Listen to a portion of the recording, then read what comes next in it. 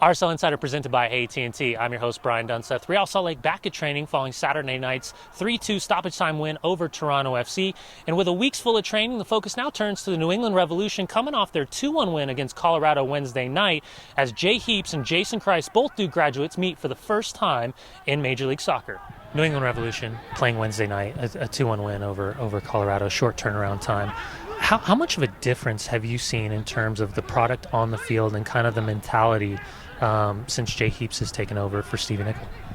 You know, I think it's interesting as with every time there's a new coach that comes into a club, you see guys that are there's that much more fight. There's no comfort situation there. None of the players can feel too self-assured with their position under a new coach, and I think that they're all showing exactly what Jay Heaps did when he played on the field, and that's just real competitive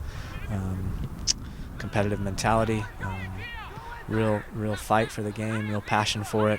Facing New England Revolution, you guys have some history in terms of midfield competition. How important is it to have that kind of healthy rivalry with guys like Shaw Reed-Joseph around the league? It's just showing where our league's going. I mean, there's some really good players, and I think, you know, a midfield player that plays the way me and Showery do, there's going to be battles, there's going to be confrontations, and but it's all healthy, it's all good. We're friends off the field, but as soon as we get on the white lines, all the friendship goes behind, and we really get at each other, and we're trying to, you know, lead our teams to wins.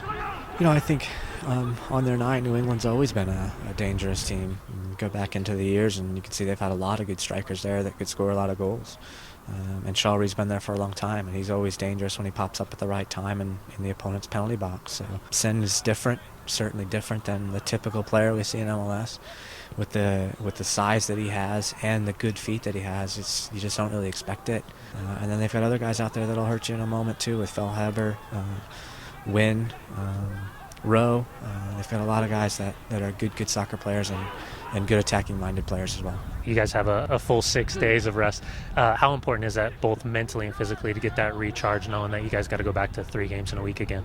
Yeah, it felt really good this week to really, you know, get some trainings in. I felt like we haven't trained a lot lately, so I think for that it was good to kind of give us some time to look at some video, which we haven't had time to do lately. And so we saw some things that we did well. We saw some things that we can improve on. And so hopefully we'll, you know, be a little bit sharper this week than we were last, and be ready and rested to go into the 3 games next week.